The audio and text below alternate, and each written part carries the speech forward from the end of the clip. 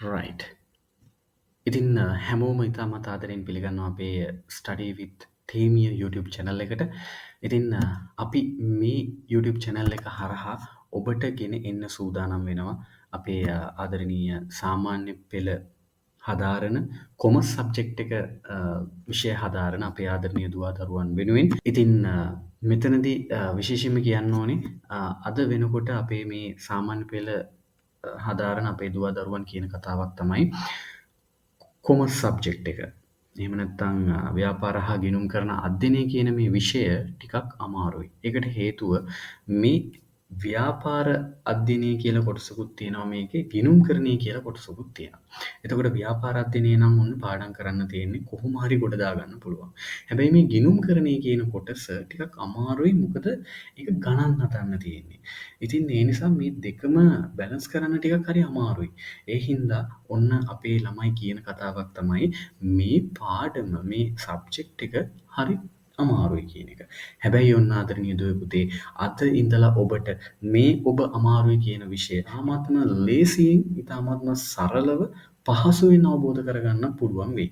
ඉතින් ඒ නිසා අපි ආදරයෙන් මතක් කරනවා අපේ මේ වීඩියෝ සීරීස් එකත් එක්ක දිගටම රැඳිලා ඉන්න ආදරණීය දුවේ පුතේ ඔබට එතකොට හැකියාවක් ලැබේවි මේ ඔබ අමාරුයි කිව්ව සබ්ජෙක්ට් එක ඉතාමත්ම ලේසියෙන් තේරුම් ගන්න, ඉගෙන ගන්න. ඉතින් ඔබට අවසානයේදී ඒ එකක් නෙමෙයි ඒ ප්ලස් එකක් ගන්න පුළුවන් තරමට ඔබ ගොඩනැගෙයි. ඉතින් එහෙනම් තවත් වැඩි කතා නැතුව අපි අද අපේ පාඩමට යොමු වෙමු. ඉතින් ආදරණීය දුවේ පුතේ ඔන්න අපි අද ඔබත් එක්ක කතා කරන්න බලාපොරොත්තු වෙනවා ගිණුම්කරණයේ හැඳින්වීම කියන පාඩම. ඔබ දන්නවා ඔබේ 10 ශ්‍රේණියේ 4 වෙනි පාඩම තමයි මේ ගිණුම්කරණයේ හැඳින්වීම කියන්නේ. සහ තව දෙයක් කියන්නම්. මේ ගිණුම්කරණයේ හැඳින්වීම තමයි ආදරණීය දුවේ පුතේ ගිණුම්කරණය accounting කියන මේ පාර්ට් එක ඇතුලේ ඔබ ඉගෙන ගන්න පළවෙනිම පාඩම. ඉතින් මේක තමයි ඔබේ ෆවුන්ඩේෂන් එක. accounting කියන දේ ඇතුලේ තියෙන ෆවුන්ඩේෂන් එක තමයි ළමයි මේ අද අපි කතා කරන්න සූදානම් වෙන්නේ. ඉතින් ඒ නිසා ඔන්න ආදරයෙන් මතක් කරනවා ඔබ මේ ෆවුන්ඩේෂන් එක හරියට දාගන්න. එහෙම වුණොත් තමයි ආදරණීය දුවේ පුතේ ඔබට මේ ඉස්සරහට තියෙන පාඩම් ටිකත් හරිම සරලව හරිම ලේසියෙන් ඉගෙන ගන්න පුළුවන් වෙන්නේ. ඉතින් එහෙනම් ඔන්න අපි පාඩම කතා කරමු. රයිට්. ඉතින් මම තේමිය බණ්ඩාරේක නායක. අපි මුලින්ම කතා කරනවා ඔන්න ගිණුම්කරණය කියන්නේ මොකක්ද කියන එක. රයිට්. ආදරණීය දුව පුතේ ගිණුම්කරණය කියලා කියන්නේ ව්‍යාපාරයක් කෙරෙහි ඇල්මක් දක්වන පාර්ශවයන්ට එහෙම නැත්නම් උනන්දුවක් දක්වන පාර්ශවයන්ට තීරණ ගැනීම සඳහා අවශ්‍ය තොරතුරු සැපයීම. රයිට්. මම ආයෙත් කියන්නම් ගිණුම්කරණය කියලා කියන්නේ මොකක්ද එහෙනම් ව්‍යාපාරයක් කෙරෙහි උනන්දුවක් දක්වන ඇල්මක් දක්වන පාර්ශවයන්ට තීරණ ගැනීම සඳහා අවශ්‍ය තොරතුරු සැපයීම. ඉතින් ඕක තමයි ගිණුම්කරණය කියලා කියන්නේ. හොඳට මතක තියාගන්න ගිණුම්කරණය යනු කුමක්ද කියන එක ඔබ අනිවාර්යෙන්ම ඔබගේ මතකයේ තබා ගත යුතුයි.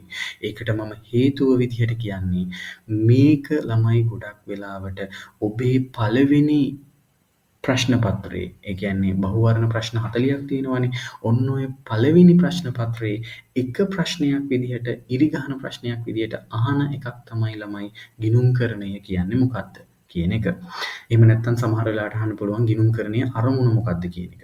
ඉතින් එහෙනම් ඔන්න මතක තියාගන්න ගිණුම්කරණය කියන්නේ ඔන්න ඕක. ව්‍යාපාරයක් කෙරෙහි ඇල්මක් දක්වන පාර්ශවයන්ට තීරණ ගැනීම සඳහා අවශ්‍ය තොරතුරු සැපයීම. රයිට්. අපි ඊළඟට බලමු ගිණුම්කරණයේ අරමුණු සහ අවශ්‍යතාවය පිළිබඳව. රයිට්.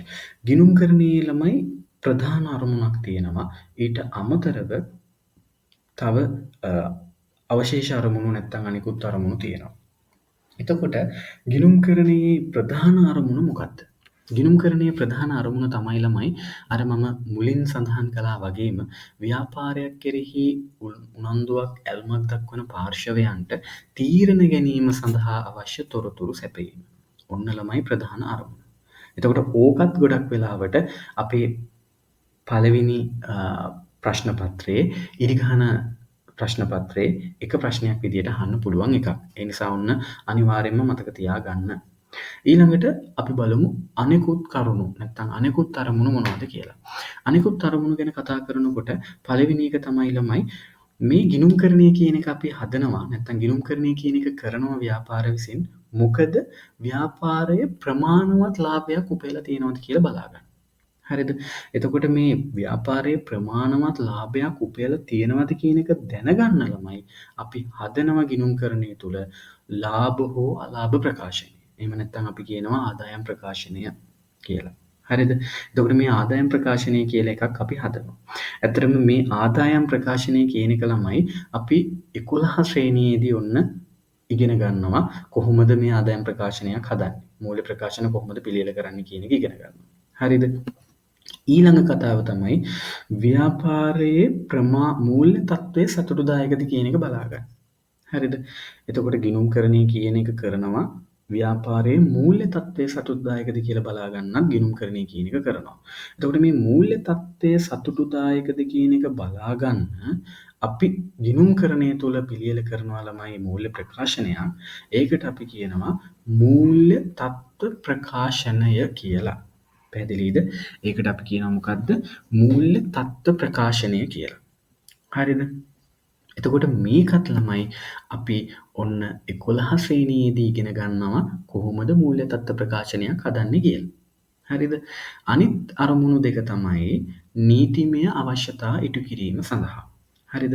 සමහර ව්‍යාපාර තියෙනවා ළමයි අනිවාර්යයෙන්ම මේ මූල්‍ය ප්‍රකාශන මේ ගිණුම් කටයුතු පවත්වාගෙන යා යුතුයි කියලා නීතියෙන්ම දක්වලා තියෙනවා. උදාහරණයක් විදිහට ගත්තොත් සංස්ථාපිත සමාගම්. ඔයාලා ඉගෙන ගන්න ඕනේ මේ සංස්ථාපිත සමාගම් කියන ඒවාට ළමයි අනිවාර්යයෙන්ම මේ ගිණුම් තැබීම අනිවාර්යයි. හරිද? ඊළඟට ගත්තොත් මූල්‍ය කටයුතු ක්‍රමවත්ව පවත්වාගෙන යාම සඳහා ඔන්න අපි ගිණුම්කරණය කියන එක සිද්ධ කරනවා. හරිද? ඉතින් ඔය ටික තමයි ළමයි අවශේෂ අරමුණු නැත්නම් අනෙකුත් අරමුණු විදිහට තියෙන්නේ. හරිනේ? ඊළඟට අපි කතා කරමු ව්‍යාපාරික ගනුදෙනු හා සිද්ධීන් ගැන. right. එතකොට එහෙනම් මේ ව්‍යාපාරය ඇතුලේ සිද්ධ වෙන සියලුම දේවල් ළමයි අපිට ගනුදෙනු සහ සිද්ධි විදිහට බෙදන්න පුළුවන්. හරිද? එතකොට අපි මුලින්ම බලමු ව්‍යාපාරික ගනුදෙනුවක් කියන්නේ මොකක්ද කියලා. හරිද? එතකොට ව්‍යාපාරික ගනුදෙනුවක් කියලා කියන්නේ ව්‍යාපාරයේ සතු සම්පත් බාහිර පාර්ශවයන් සමග හෝමාරු කර ගැනීම. අන්න ව්‍යාපාරික ගනුදෙනුව.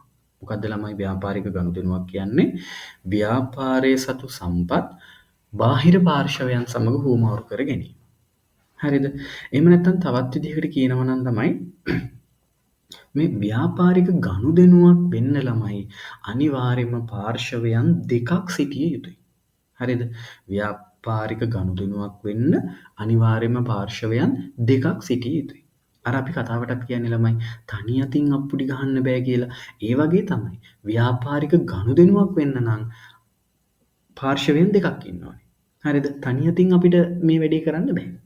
පැහැදිලිද? right. අපි බලමු උදාහරණයක්. හරි. ඔන්න මම දීලා තියෙනවා රුපියල් ලක්ෂයක් වටිනා භාණ්ඩ තොගයක් ව්‍යාපාරයකට විකිණීම. හරිද? හිතන්න ඔයා මොකක් හරි භාණ්ඩයක් නිෂ්පාදනය කරනවා කියලා ඔයාගේ ව්‍යාපාරය තුල. එතකොට ඒ භාණ්ඩය ඔයා තව කෙනෙක්ට විකුණනවා. හරිද? එතකොට මොකද වෙන්නේ? ඔයා එයාට ඔයාගේ භාණ්ඩය දෙනවා, එයා ඔයාට සල්ලි දෙනවා.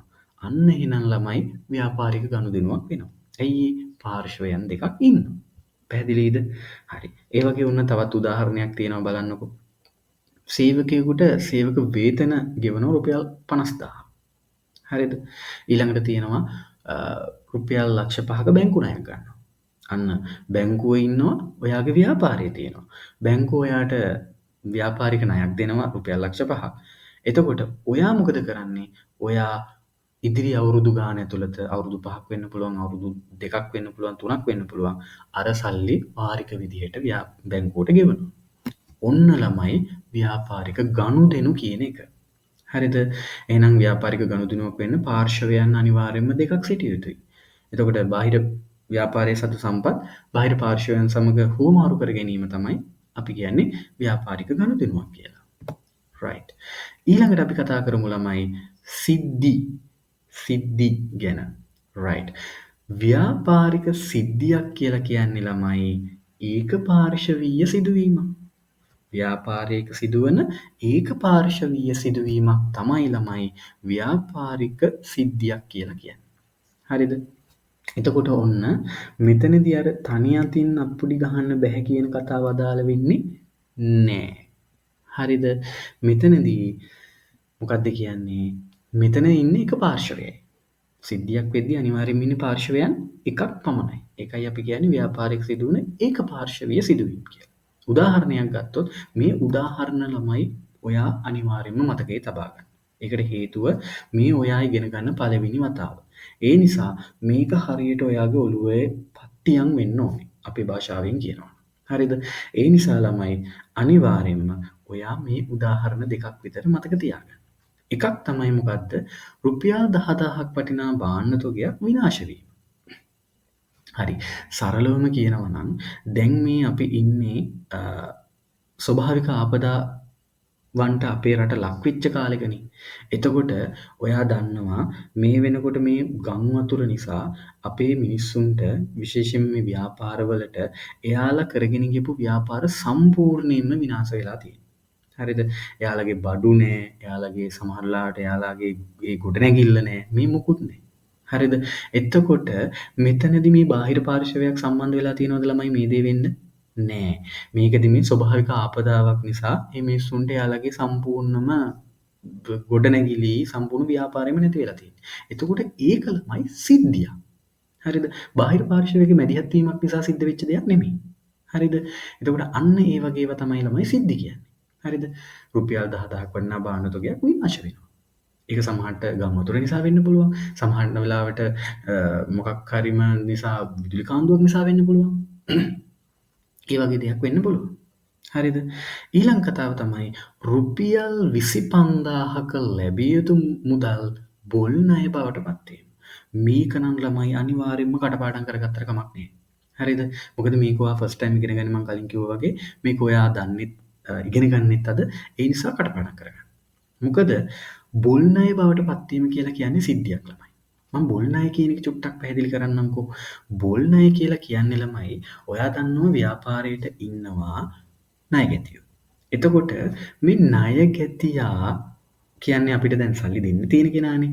එතකොට මේ මිනිස්සයා සල්ලි ඔයාට දෙන්න තියෙද්දි එකපාරට heart attack එකක් ඇවිල්ලා මැරෙනවා ළමයි. හරිද?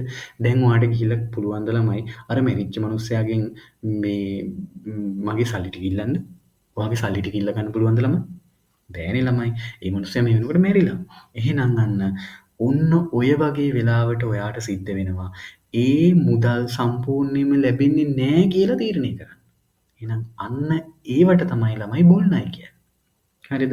ණයගැතියා බුන්නවත් වුණොත්, ඒ කියන්නේ බංකොලොත් වුණොත්, එහෙම නැත්නම් ණයගැතියා මිය ගියොත් හදිස්සියේ අන්න ඒ වගේ වෙලාවට එයාගේ සල්ලි අපි කවදාවත්ම ලැබෙන්නේ නැහැ කියලා බොල් ණය බවට පත් කරනවා. ඔන්න ඕක තමයි ළමයි සිද්ධියක් විදියට උදාහරණයකට අරන් තියෙන්නේ. පැහැදිලිද? රයිට්. ඔන්න තව එකක් තියෙනවා භාණ්ඩ තොගයක් අස්ථානගත වෙලා. හරිද? ඉතින් ඔන්න ඕක තමයි ළමයි එහෙනම් සිද්ධි කියලා කියන්නේ. එහෙනම් සිද්ධියක් කිව්වේ ව්‍යාපාරයක සිදුවන ඒක පාර්ශවීය සිදුවීම. හරි? මෙතන ඉන්නේ පාර්ශවයන් එකයි. රයිට්. ඊළඟට ඔන්න කතා කරනවා ළමයි ගිණුම් කරණයේ හදවත ගැන. හරිද? එහෙම කියන්න හේතුව තමයි මේ තමයි ළමයි ගිණුම් කරණයේ හાર્ට් එක. හරිද? මේ පහත් එක්ක තමයි ළමයි ගිණුම් කරණය කියන එක හැම වෙලාවෙම යන්නේ, දුවන්නේ. හරිද? එතකොට ගිණුම් කරණයේ මූලිකාංග ගැන තමයි යන්නේ එහෙනම් අපි අද මේ කතා කරන්න සූදානම් වෙන්නේ. හරිද? එතකොට ඔයා දන්නවා ගිණුම් කරණයේ මූලිකාංග ළමයි තියෙනවා කීයද? 5ක්. 5ක් තියෙනවා. මොනවද? වත්කම්, වගකීම්, හිමිකම්, ආදායම් සහ වියදම්. වත්කම්, වගකීම්, හිමිකම්, ආදායම් සහ වියදම්. right. එතකොට අපි මුලින්ම කතා කරමු වත්කම් ගැන. හරිද? වත්කම් ගැන කතා කරනකොට ළමයි ඔයා අනිවාර්යයෙන්ම මෙතන මතක තියාගන්න ඕන සෙට් එකක් තියෙනවා. එකක් තමයි වත්කම් වල නිර්වචනය. අනිත් එක තමයි ළමයි වත්කම් වල ලක්ෂණ. අනිත් එක තමයි වත්කම් වලට උදාහරණ. ඔන්න ඔය කියන ටික මේකේ මතක තියාගන්න ඕනේ. මොනවද? වත්කම්මක මේ නිර්වචනය, වත්කමේ ලක්ෂණ, අනිත් එක තමයි වත්කම් වලට උදාහරණ. හරිද? එතකොට මොනවද මේ වත්කම් කියන්නේ? මොකද්ද මේ නිර්වචනය? කටපාඩම් කරගන්න ඕනේ. මම ඔයාට යම් තැනක කියනවා නම් ඔයා මේක කටපාඩම් කරගන්න ඕනේ කියලා ඒක කටපාඩම් කරගන්න. ඒකට හේතුව ළමයි මේක පාස් පේපර්ස් වල අහලා තියෙන දෙයක් සහ මේක අහන්න පුළුවන් දෙයක්. ඒ නිසා අනිවාර්යෙන්ම ඔයා කටපාඩම් කරගත යුතුයි ළමයි. හරිද? එතකොට වත්කම් කියන එක ඇතුලේ ළමයි නිර්වචනය ඇතුලේ තියෙනවා ඇත්තටම අවස්ථා 3ක්. කියන්නේ ලක්ෂණ 3ක්. හරිද? ඒ තුනත් එක්ක තමයි මේ වත්කම් කියන එක ගොඩනැගිලා තියෙන්නේ. එහෙනම් අපි බලමු වත්කම් කියන්නේ මොකක්ද කියලා. අතීත ගනුදෙනුවක ප්‍රතිඵලයක් මත ඇතිවන අනාගත ආර්ථික ප්‍රතිලාභ ව්‍යාපාරය තුළට ගලා ගැනීමේ සම්භාවිතාවයක් පවතින. ව්‍යාපාරයට පාලනය කළ හැකි සම්පත් අන්න වත්කම් කියනවා. එහෙනම් ඔන්න වත්කමක ලක්ෂණ 3ක් ගැන කතා කරනවා. අතීත ගනුදෙනුවක ප්‍රතිඵලයක් මත ඇති වෙනවා. අනාගත ආර්ථික ප්‍රතිලාභ ව්‍යාපාරය තුළට ගලාගෙන එනවා. ගලා ගැනීමේ සම්භාවිතාවයක් තියෙනවා. හරි? ඊළඟට ව්‍යාපාරයට පාලනය කළ හැකි සම්පත්. ඔන්න වත්කම්. ඔයා කටපාඩම් කරගන්න ඕනේ. හරි? එතකොට උදාහරණ මොනවද? මුදල්, බැංකු ශේෂය, වෙළඳ ණය ගැතියෝ, ඊට පස්සේ ඉඩම්, ගොඩනැගිලි, ලීබඩු උපකරණ, කාර්යාල උපකරණ, ඊට අමතරව තව ගන්න පුළුවන් ස්ථාවර තැන්පතු, මෙන්න මේ වගේ දේවල් ළමයි අපි උදාහරණ විදිහට ගන්න. හරිනේ එහෙනම් මුදල්, බැංකු ශේෂය, ඉඩම්, ගොඩනැගිලි, කාර්යාල උපකරණ, ලීබඩු, ඊට පස්සේ වෙළඳ ණය ගැතියෝ, ඊට පස්සේ ස්ථාවර තැන්පතු වගේ දේවල් අපිට උදාහරණ විදිහට ගන්න පුළුවන්. right. ඔන්න ළමයි අර මම කිව්ව වත්කමේ ලක්ෂණ 3. අර නිර්වචනයේ ගොඩනැගිලා තිබුණේ ඕකෙන්නේ. ලක්ෂණ 3 මොනවද? අතීත ගනුදෙනුවක ප්‍රතිඵලයක් මත බිහිවීම, අනාගත ආර්ථික ප්‍රතිලාභ ව්‍යාපාරය තුළට ගලා ගැනීමේ සම්භාවිතාවයක් පැවතීම, අනිත් එක ව්‍යාපාරයට පාලනය කළ හැකිවීම. right. ඔන්න අපි යනවා මේ දැන් වත්කම් ගත්තොත් ළමයි ප්‍රභේද දෙකක් තියෙනවා. වත්කම් කොටස් දෙකකට අපිට බෙදලා කතා කරන්න පුළුවන්. එකක් තමයි ජංගම වත්කම්, අනිත් එක තමයි ජංගම නොවන වත්කම්. එතකොට මොකද්ද ළමයි මේ ජංගම වත්කමක් කියන්නේ? ඔව්, ජංගම වත්කමක් කියලා කියන්නේ ඔයා දන්නවා මාස 12කට වඩා අඩු කාලයක් ව්‍යාපාරය තුල පවතින වත්කම් අපි කියනවා ළමයි ජංගම වත්කම් කියලා. හරිද? ඒ කියන්නේ අවුරුද්දකට වඩා අඩු කාලයක් ව්‍යාපාරය තුල පවතිනවා නම් වත්කමක්. අන්න ඒක ජංගම වත්කම. එහෙනම් ජංගම නොවන වත්කම් කියන්නේ අවුරුද්දකට වඩා වැඩි කාලයක් ව්‍යාපාරය තුල පවතින වත්කම් අපි කියනවා ජංගම නොවන වත්කම් කියලා. හරිනේ එහෙනම් මොනවද උදාහරණ? ජංගම වත්කම් වලට උදාහරණ තමයි අර අපි කිව්වේ වගේ ගන්න පුළුවන්. මුදල්, බැංකු ශේෂය, වෙළඳ ණය ගැතියෝ. හරිද? මුදල්, බැංකු ශේෂය, වෙළඳ ණය ගැතියෝ ගන්න පුළුවන්. ඊට අමතරව ජංගම නොවන වත්කම් විදිහට මොනවද ගන්න පුළුවන්? අපිට ගන්න පුළුවන් ළමයි ඉඩම්, ගොඩනැගිලි, කාර්යාල උපකරණ, ලීබඩු උපකරණ, යන්ත්‍ර සූත්‍ර, ඊට පස්සේ ස්ථාවර තැන්පතු, මෙන්න මේ වගේ දේවල් ගන්න පුළුවන් ජංගම නොවන වත්කම් විදිහට. හරිද? ඉඩම්, ගොඩනැගිලි, යන්ත්‍ර සූත්‍ර, ලීබඩු උපකරණ, ඊට පස්සේ ස්ථාවර තැන්පතු, මෙන්න මේ වගේ දේවල් කතා කරන්න පුළුවන් ජංගම නොවන වත්කම් විදිහට. right. අපි බලමු ළමයි වගකීම් ගැන. හරිද? එතකොට මේ වගකීම් ගැන කතා කරනකොට වගකීම් වල ඔයා කතා කර මේ මතක තියාගන්න ඕනේ වගකීමක නිර්වචනය. අනිත් එක වගකීමේ ලක්ෂණ 3ක් තියෙනවා. ඒ ලක්ෂණ 3. අනිත් එක තමයි වගකීමක උදාහරණ. හරිද? ඔන්න ඒ 3 මතක තියාගන්න තියෙනවා. එහෙනම් වගකීමක් කියන්නේ මොකක්ද කියලා කිව්වොත් නිර්වචනය අතීත ගනුදෙනුවක ප්‍රතිඵලයක් මත ඇතිවන බේරුම් කිරීමේදී එහෙම නැත්නම් පියවීමේදී ව්‍යාපාරයේ සතු සම්පත් පිටතට ගලාගෙන යාමේ සම්භාවිතාවයක් පවතින. වර්තමාන බැඳීමක් ළමයි අපි කියනවා වගකීමක් කියලා. හරිද? අතීත ගනුදෙනුවක ප්‍රතිඵලයක් මත ඇති වෙන බේරුම් කිරීමේදී නැත්නම් පියවීමේදී ව්‍යාපාරයේ සතු සම්පත් පිටතට ගලාගෙන යාමේ සම්භාවිතාවයක් පවතින වර්තමාන බැඳීමක්. හරි? ඔන්න වගකීමක් කියලා කියනවා. එතකොට උදාහරණ මොනවද?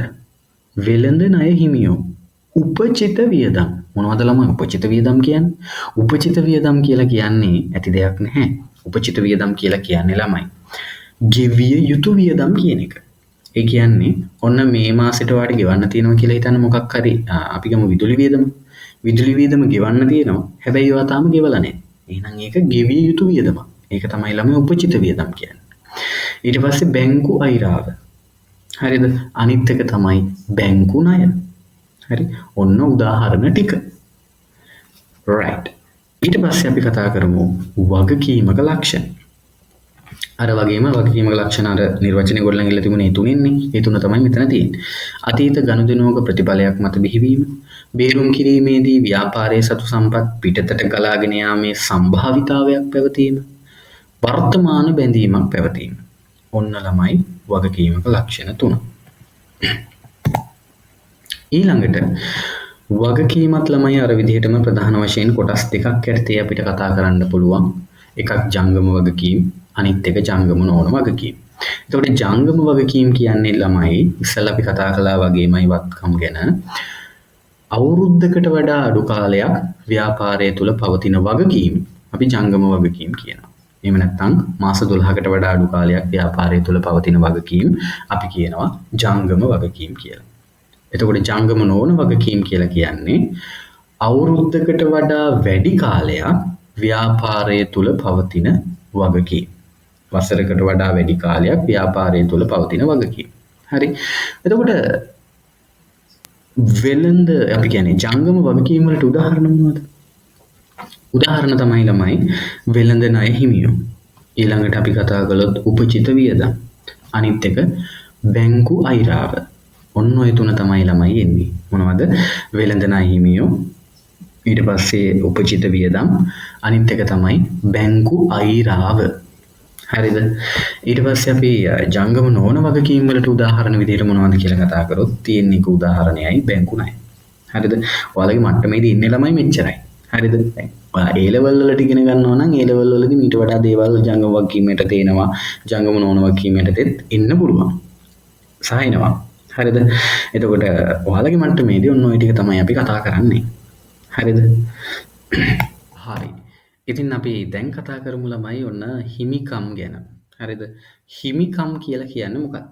හිමිකම් කියලා කියන්නේ ඒකේ නිර්වචනය ගැන කතා කරනකොට ව්‍යාපාරයේ සතු වත්කම් වලින් බාහිර පාර්ශවයන්ට ඇති වගකීම් පිය වූ පසු ඉතිරි වන ප්‍රමාණය තමයි ළමයි හිමිකම් කියන්නේ. හරිද? ව්‍යාපාරයේ කිසියම් දිනයකට තියෙන වත්කම් වලින් වගකීම් ටික අඩු කළාට පස්සේ ඉතිරි වන ප්‍රමාණය තමයි ළමයි හිමිකම් කියලා කියන්නේ. තවත් විදිහකට කිව්වොත් ව්‍යාපාරයේ අයිතිකරුවන් වෙනුවෙන් පවතින වත්කම් ප්‍රමාණය අපි හිමිකම් විදිහට කියනවා. හරිද? ව්‍යාපාරයේ අයිතිකරුවන් වෙනුවෙන් තියෙන වත්කම් ප්‍රමාණය. හරිද? ඒ අනුව අපිට හිමිකම් සඳහා නිර්වචනයක් ගොඩනගා ගන්න පුළුවන්, සමීකරණයක් ගොඩනගා ගන්න පුළුවන්. හිමිකම් සමානයි වත්කම් ඍණ වගකීම් කියලා. හරි? හිමිකම් සමානයි වත්කම් ඍණ වගකීම් කියලා සමීකරණයක් ගොඩනගා ගන්න පුළුවන්. ඊළඟට උදාහරණ. හොඳට මතක තියාගන්න ගිණුම්කරණය ඇතුලේ හිමිකම් සඳහා උදාහරණ තියෙන්නේ දෙකයි. හරි. ඒ තමයි ළමයි ප්‍රාග්ධනය සහ ගැනිලි. හරිද? එතකොට හිමිකමට අයිතම දෙකයි තියෙන්නේ ළමයි. ඒකක් ප්‍රාග්ධනය, අනිත් එක ගැනිලි. right. ඒත් එක්කම මම හිමිකම් ගැන කතා කරනකොට ඔබට තව දෙයක් සඳහන් කරන්නම් ළමයි. ඒ තමයි මේ හිමිකම වැඩි වෙන්න බලපාන හේතු දෙකක් තියෙනවා. හිමිකම අඩු වෙන්න බලපාන හේතු දෙකක් තියෙනවා. හිමිකම වැඩි වෙන්න බලපාන හේතු දෙක තමයි ළමයි ආදායම් සහ අමතර ප්‍රාග්ධනයේ යෙදවීම. ආදායම් සහ අමතර ප්‍රාග්ධනයේ යෙදවීම හිමිකම වැඩි වෙන්න බලපාන හේතු දෙක. එතකොට හිමිකම අඩු වෙන්න බලපාන හේතු දෙක තමයි ළමයි වියදම් සහ ගැනිලි. හිමිකම අඩු වෙන්න බලපාන හේතු දෙක වියදම් සහ ගැනිලි. හරිද? ඒකත් හොඳට මතක තියාගන්න. රයිට්. අපි ඊළඟට බලමු අ, ප්‍රශ්නයක් තියෙනවා. හරිද? ඔන්න බලන්නකෝ මේ ප්‍රශ්නේ කියලා තියෙන්නේ මොකද්ද කියලා. ව්‍යාපාරයක් සතු මුළු වත්කම් ප්‍රමාණය රුපියල් ලක්ෂ 5ක් වන අතර එහි වගකීම් ප්‍රමාණය රුපියල් ලක්ෂ 2යි. මෙම ව්‍යාපාරයේ හිමිකම ගණනය කරන්න. ඔයා දැන් මේ වෙනකොට දන්නවා හිමිකමට සඳහා අපි සමීකරණයක් ගොඩනගා ගත්තා වත්කම් ඍණ වගකීම් කියලා. එහෙනම් ඔන්න ඒ සමීකරණයට මේක දාලා අපිට උත්තරේ ගන්න පුළුවන්. හිමිකම් සමානයි වත්කම් ඍණ වගකීම්. වත්කම් තියෙනවා ලක්ෂ 5ක්. ඒ දිනේට වගකීම් තියෙනවා ලක්ෂ 2ක්. ඒ කියන්නේ හිමිකම ඔයාට එනවා ළමයි කීයක්ද? ලක්ෂ 3ක්. ලක්ෂ 3. ඊළඟට අපි කතා කරනවා ආදායම් ගැන. මොකක්ද ළමයි ආදායමක් කියන්නේ? රයිට්. මේ නිර්වචනය කටපාඩම් කරගන්න ළමයි. මේ ඇවිල්ලා මේ ආදායම් සඳහා තියෙන නිශ්චිතම නිර්වචනය තමයි ළමයි මම ඔයාලට දීලා තියෙන්නේ. හරිද? එතකොට ආදායමක් කියලා කියන්නේ අයිතිකරුවන් යොදන ප්‍රාග්ධනය නිසා හිමිකමේ සිදුවන වැඩිවීම හැර අනිකුත් සියලුම වැඩිවීම. අයි කිව්වොත් ආදායම් කියලා කියන්නේ අයිතිකරුවන් යොදන ප්‍රාග්ධනය නිසා හිමිකමේ සිදුවන වැඩිවීම හැර අනිකුත් සියලුම වැඩිවීම. එහෙම කිව්වට සමහර වෙලාවට ඔයාලට තේරෙන්නේ නැති වෙන්න පුළුවන්. හැබැයි ඕක චුට්ටක් මම සම්බන්ධ කරනවා ළමයි මම කලින් කිව්ව කතාවකට. හිමිකම ගැන කතා කරනකොට මම ඔයාලට කිව්වා අපි හිමිකම වැඩි වෙන්න බලපාන හේතු දෙකක් තියෙනවා කියලා. එකක් ආදායම් අනිත් එක අමතර ප්‍රාග්ධනය යෙදවීම. එතකොට මෙතන මේ මෙයාලා කියලා තියෙන්නේ ළමයි මේ නිර්වචනය ඇතුලේ කියලා තියෙන්නේ අයිතිකරුවන් යොදන ප්‍රාග්ධනය නිසා හිමිකමේ සිදුවන වැඩිවීම හැර. ඒ කියන්නේ අමතර ප්‍රාග්ධනය නිසා හිමිකමේ සිදුවන වැඩිවීම හැර අනිකුත් සියලුම වැඩිවීම තමයි ළමයි ආදායම් කියලා අරන් තියෙන්නේ. හරිද? මං හිතනවා ඔයාලට පැහැදිලි වෙන්නේ නැති කියලා. එතකොට උදාහරණ මොනවද? උදාහරණ තමයි ළමයි විකුණුම්. විකුණුම් කියලා කියන්නේ අපේ ප්‍රධානම ආදායම. ව්‍යාපාරයක ප්‍රධානම ආදායම තමයි විකුණුම් කියන්නේ. ඊට අමතරව ලද කුලී. ලද කුලී කියලා කියන්නේ ළමයි හිතන්න ඔයාට ගොඩනැගිල්ලක් තියෙනවා ඒක ඔයා රෙන්ට් එකට දෙනවා. රෙන්ට් එකට දුන්නාට පස්සේ ඔයාට හම්බ වෙනවනේ ළමයි කුලිය. අන්න ඒක තමයි ළමයි කුලී ලද කුලී කියලා කියන්නේ. ඊළඟට ළමයි ලද කොමිස්. අනිත් එක පොලී ආදායම්.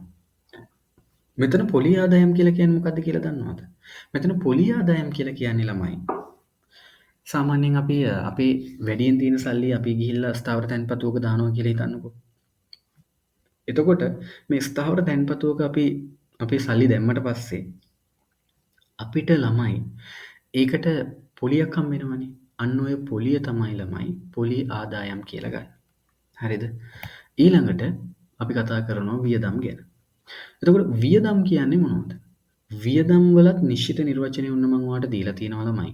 ඒ තමයි ව්‍යාපාරයක අයිතිකරුවන් විසින් සිදු කරන ගැනිලි නිසා හිමිකමේ සිදුවන අඩුවීම හැර අනෙකුත් සියලුම අඩුවීම. මේකත් සම්බන්ධ කරනවා අර කලින් කතා කරපු හිමිකම සම්බන්ධ කතාවටම. හිමිකමේදී අපි කිව්වා හිමිකම අඩු වෙන්න බලපාන හේතු දෙකක් ගැන. එකක් වියදම් අනිත් එක ගැනිලි. එහෙනම් මෙතන කියන්නේ ඒ ගැනිලි නිසා හිමිකමේ සිදුවන අඩුවීම හැර තව ඉතුරු වෙන එකයි මොකද්ද? වියදමනේ. හැර අනිකුත් සියලුම අඩුවීම. ඉතින් ඒක තමයි මෙතන වියදම් කියලා කියන්නේ. එහෙනම් ඔන්න වියදම් වල නිර්වචනයත් ඒක. ව්‍යාපාරයක අයිතිකරුවන් විසින් සිදු කරන ගැනිලි නිසා හිමිකමේ සිදුවන අඩුවීම හැර අනිකුත් සියලුම අඩුවීම. රයිට්. ඊළඟට අපි කතා කරමු උදාහරණ. උදාහරණ ළමයි ඕන තරම් කතා කරන්න පුළුවන් වියදම් වලට. මොකද ගොඩක් තියෙනවා වියදම්. අපි ගත්තොත් විදුලි ගාස්තු, ජල ගාස්තු, පොලී වියදම්. මෙතන පොලී වියදම් කියන්නේ ළමයි ඔයා ව්‍යාපාරයේ මේ බැංකුවකින් ණයක් ගත්තා නම් ඒ බැංකු ණය සඳහා ඔයා ගෙවන පොලිය. හරිද? ඊළඟට සේවක වැටුප්. ඊළඟට ගැනුම් කියලා කියන්නේ ළමයි ව්‍යාපාරයක ප්‍රධාන වියදම. හරි? ඊළඟට රක්ෂණ ගාස්තු. අපි අපේ ව්‍යාපාරය රක්ෂණය කරලා තියෙනවා නම් ඒකට රක්ෂණ ගාස්තුවක් ගෙවනවානේ. අන්න ඒක තමයි රක්ෂණ ගාස්තු කියලා කියන්නේ. රයිට්. ඔය ආදී වශයෙන් ගොඩක් වියදම් තියෙනවා ළමයි අපිට කතා කරන්න පුළුවන්. ඊළඟට අපි කතා කරනවා ඔන්න ගැනිලි ගැන. හරිද? එතකොට දැන් ඔයා දැන් ගැනිලි කියන එක දැන් ඔයාට තැන් කීපයකදීම මේ අපේ මේ කතාවේදී ඇහුණා. එතකොට මොකද්ද ළමයි මේ ගැනිලි කියලා කියන්නේ? ගැනිලි කියලා කියන්නේ ළමයි ව්‍යාපාරයක අයිතිකරුවන් විසින් තම පෞද්ගලික ප්‍රයෝජනය සඳහා ව්‍යාපාරයේ සතු සම්පත් පිටතට රැගෙන යාම. අන්න. මං ආයෙත් කියනවා ව්‍යාපාරයක් අයිතිකරුවෝ ඉන්නවා. ඒ අයිතිකරුවෝ විසින් තම පෞද්ගලික ප්‍රයෝජනය සඳහා ව්‍යාපාරයේ සතු සම්පත් රැගෙන යාම. ඕක තමයි ළමයි ගැනිලි කියන්නේ. එතකොට ගැනිලි කරන්න පුළුවන් ආකාර දෙකයි තියෙන්නේ. එකක් මුදල් ගැනිලි කරන්න පුළුවන්, අනිත් එක භාණ්ඩ ගැනිලි කරන්න පුළුවන්. ඒ කියන්නේ අයිතිකරුවන්ට ව්‍යාපාරයේ මුදල් අරන් යන්න පුළුවන්. එහෙම නැත්නම් භාණ්ඩ අරන් යන්න පුළුවන්. ඉතින් ඕක තමයි ළමයි එහෙනම් ගැනිලි කියලා කියන්නේ. right. ඔන්න එහෙනම් අපි අවසානයේටම ඇවිල්ලා තියෙනවා මේ පාඩමේ. ඒ තමයි ඔන්න මම ඔයාලට ප්‍රශ්නයක් දීලා තියෙනවා ළමයි.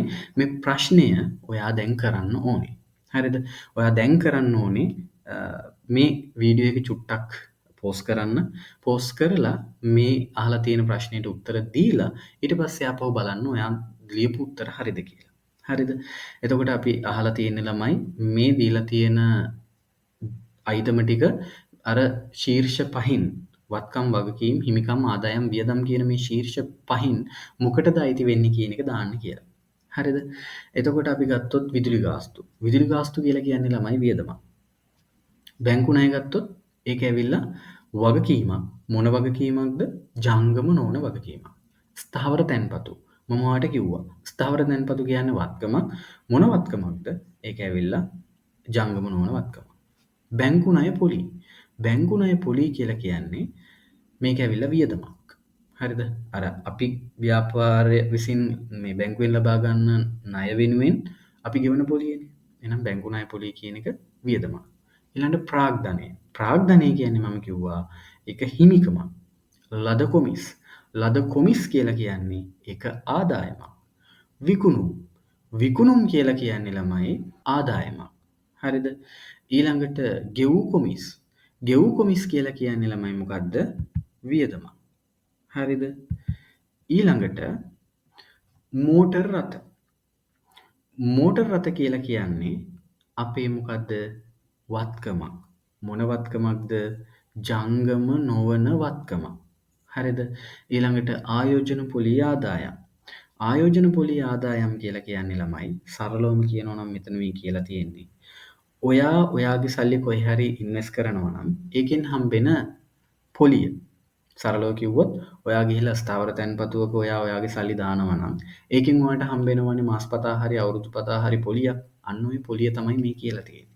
ඒක ඇවිල්ලා ඔයාගේ ආදායමක්. ඊළඟට ප්‍රචාරණ ගාස්තු. වියදම්. මෝටර් රථ අලුත් වැඩියා වියදම. වියදම්. වෙළඳ ණය ගැතියෝ. වෙළඳ ණය ගැතියෝ අපි කතා කළා. ඒක ඇවිල්ලා ජංගම වත්කමක්. වෙළඳ ණය හිමියෝ. මේක වගකීමක්. මොන වගකීමක්ද? ජංගම වගකීමක්. ගැනිලි. අපි කතා කළා. ගැනිලි කියලා කියන්නේ හිමිකමක්. වැටුප් හා වේතන. වියදම්. කාර්යාල උපකරණ අපි කිව්වා ඒක ඇවිල්ලා වත්කමක්. මොන වත්කමක්ද? ජංගම නොවන වත්කමක්. ගැනුම්. ගැනුම් කියලා කියන්නේ වියදමක්. ව්‍යාපාරයේ ප්‍රධාන වියදම කියලා කිව්වනේ. right. ඉතින් ඔන්න ඔය විදිහට තමයි ළමයි අපිට මේ පාඩම මේ විදිහට ඉවර කරගන්න පුළුවන් වෙන්නේ. ඉතින් මම හිතනවා ඔයාලට අද මේ අපි කතා කරපු පාඩම ඇතුලේ කිසිම ප්‍රශ්නයක් නැතුව ඇති කියලා. එහෙනම් ඔයාලට මොනවා හරි තවත් ප්‍රශ්න තියෙනවා නම් ළමයි අනිවාර්යෙන්ම මේ වීඩියෝ එකට ඔයා කමෙන්ට් කරන්න, ප්‍රශ්න අහන්න. අනිවාර්යෙන්ම මම ඒකට ඔයාලට රිප්ලයි කරන්නම්. හරිද? එතකොට ඊට අමතරව මේ පාඩම සම්බන්ධයෙන් විතරක් නෙමෙයි ළමයි ඔයාලට තව මොනවා හරි මේ විෂය සම්බන්ධයෙන් මොනවා හරි ප්‍රශ්න තියෙනවා නම් 10 ශ්‍රේණිය වෙන්න පුළුවන්, 11 ශ්‍රේණිය වෙන්න පුළුවන්. අනිවාර්යෙන්ම ඔයා අහන්න. අනිවාර්යෙන්ම කමෙන්ට් එකක් දාන්න. මම ඔයාට අනිවාර්යෙන්ම රිප්ලයි කරනවා. හරිද?